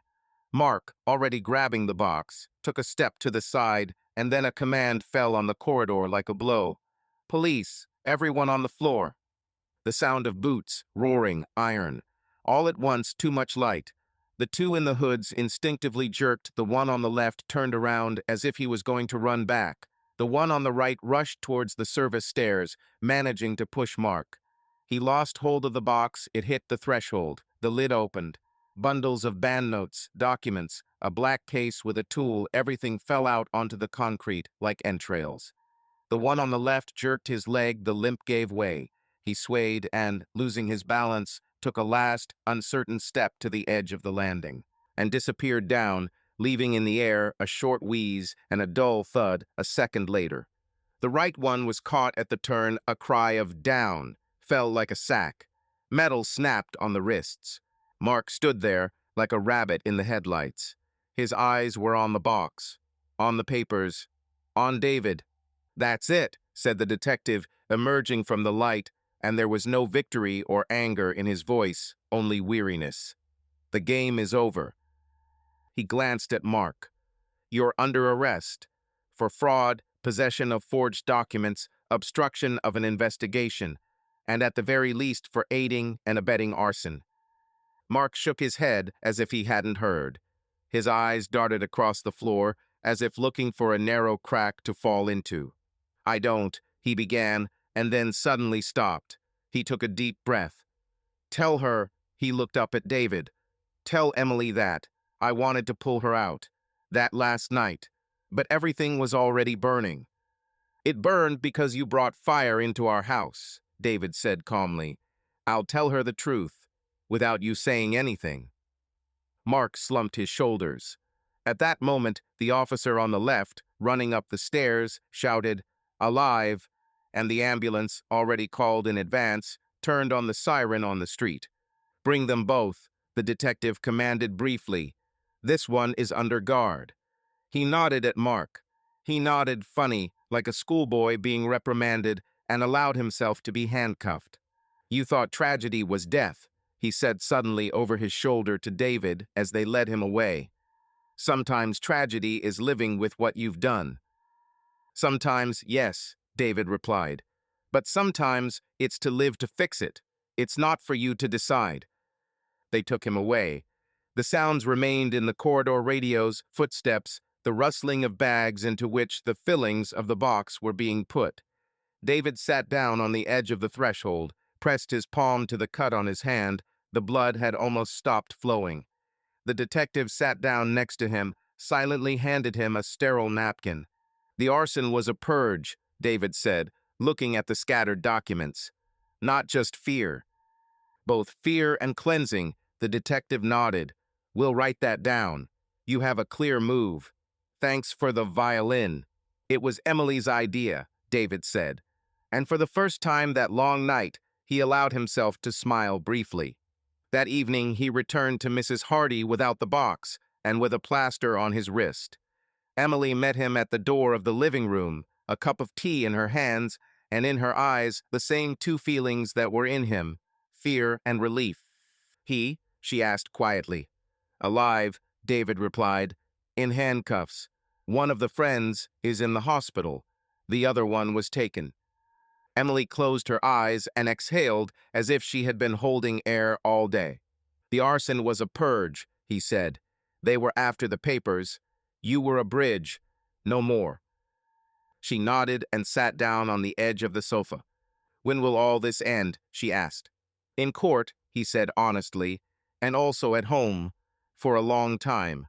But now we are going in a straight line, without hiding places." She looked at his bandaged hand and touched it with her fingers, carefully, as if she were touching not a wound, but a new border. "Thank you," she said. "Don't thank me," he replied. "Just stay close." Sophie looked out of the room, wearing pajamas with the violin she had drawn on them yesterday, not knowing that the word had become their signal. "Dad," she said, "can I draw a new house tomorrow? Like ours, but without the black windows." "Draw it," he replied, "and then we'll build it." Outside the window, their stubborn lantern flickered again, like a sign that the world was in place. The heavy tremor in David's chest died down. The ending brought no relief, only clarity. Mark went his own way, now under guard and perhaps under sentence. Their way was different. Long, boring, honest, through testimony, estimates, fears, conversations, scars. But it was a path from fire to light.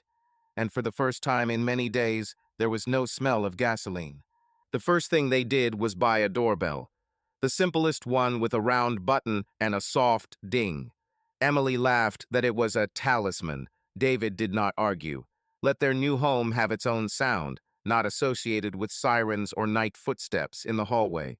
The apartment was rented for 6 months bright on the third floor, with windows overlooking a quiet courtyard and young maples at the entrance. Nothing special, small tiles in the bathroom, fresh paint, a kitchen without history. And that's the beauty of it. Starting from scratch turned out to be not a loud gesture, but a series of mundane actions. Taking Sophie to school, buying a bowl for the cat, choosing simple white curtains, installing additional locks. The smell of paint is better than the smell of burning, Emily said on the first evening, holding a new mug in her hand. Better, David agreed, screwing a smoke detector to the wall and adding a second one in the hallway. A system, not a phobia. Sophie laid out her pencils on the windowsill and hung up the drawing she had made that night at Mrs. Hardy's. A house with big windows, a funny antenna on the roof, 3 people on the porch, and a cat nearby. In the top corner was a small brown violin, which she had finished drawing later. "It's so our password stays in a good place," she explained, "and so we don't have to use it."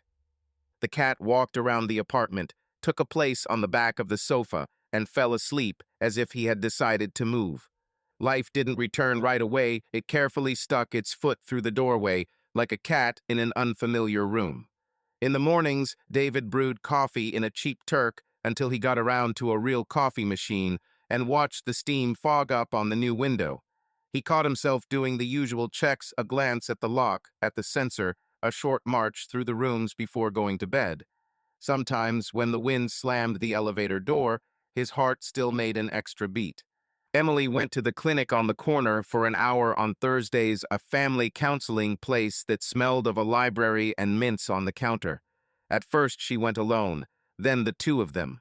One of the first things they did there was agree on a simple rule: any anxiety to pronounce like this right away without later, and to record the fact, not the version. This was difficult. The tongue every now and then wanted to grab hold of why and how could you. But step by step, they regained the skill of speaking.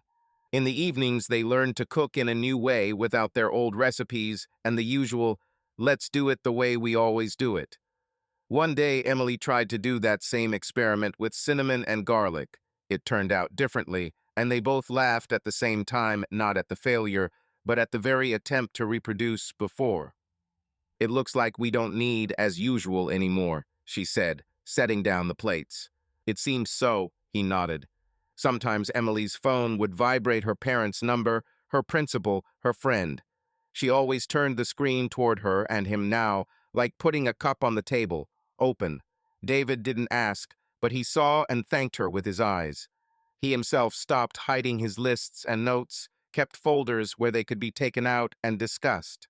There were breakdowns, too. One night, smoke wafted from below. Someone was frying on the balcony.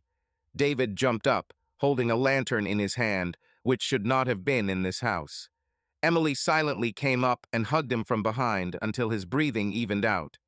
The next morning, he took the lantern from the nightstand and carried it to the storage room where his suitcases and winter boots were kept available, but not nearby. That was fair both to myself and to her. Sophie quickly tamed the new route to school, through the park, where in the mornings it smelled of wet bark, and past the kiosk, where the seller was the first to say hello.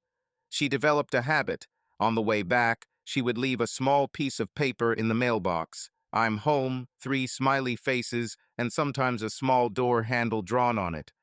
David put these pieces of paper in an envelope. Emily once said that they would make a thick book of returns. The neighbors in the new house were silent. He liked it. Mrs. Hardy came in infrequently, but always with a pie and a terrier. She talked, as usual, about the weather and a TV series, and with her eyes quietly checked the locks and windows, a professional deformation of the neighbor. "I miss the old house," Sophie admitted one evening, "but it's brighter here, and the streetlights don't flicker." "Let the others blink," said David. "The kettle is enough for us." The trial dragged on like a long rain. They testified, signed, and answered the same questions. The news about Mark was dry. Arrest, cooperation with the investigation, confession to several episodes. Sometimes David caught himself doing something strange. Anger goes away, clarity remains. Justice is not a flame. It smolders. And it smells of burning too, but a cleansing one. One day, on their way back from the office, they stopped at a music store just to wait out a downpour.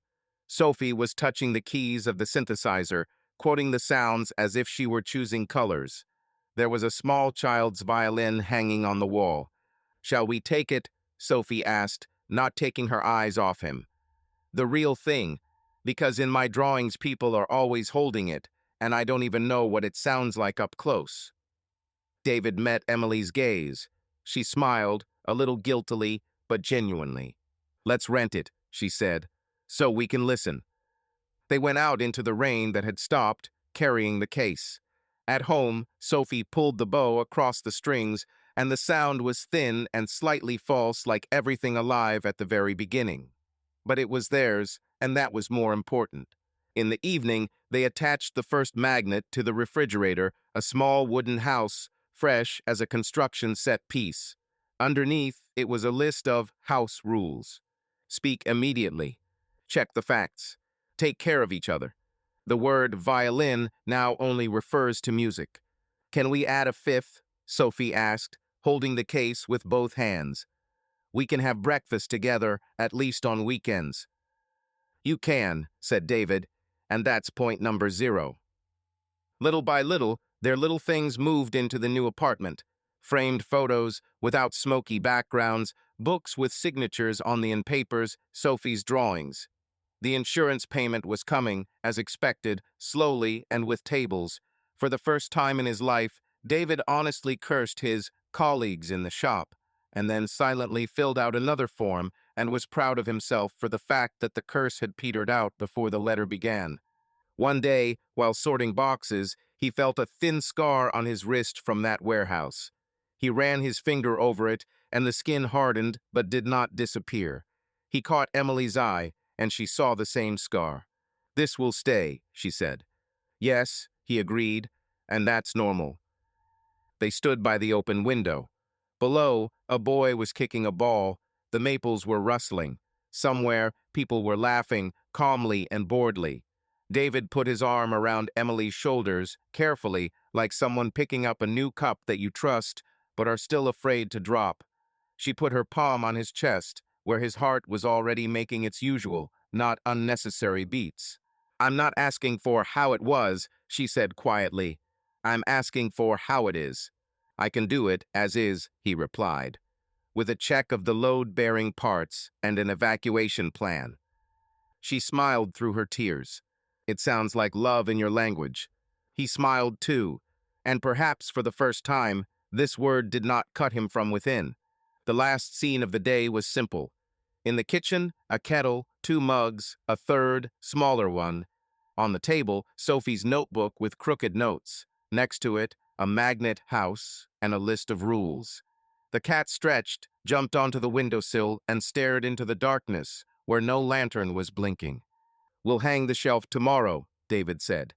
"I'm going to rehearsal tomorrow," Sophie said. "We have a new scene there, with a fall, only now we'll be falling on the mat." "That's great," Emily nodded. "We fall softly. We get up together." They clinked their mugs. The tea smelled neither of cinnamon nor of gasoline, but simply of tea. Outside the window, the night was beginning, and for them a new chapter was beginning. The house was still unfamiliar, the trust was fragile, the wounds were fresh.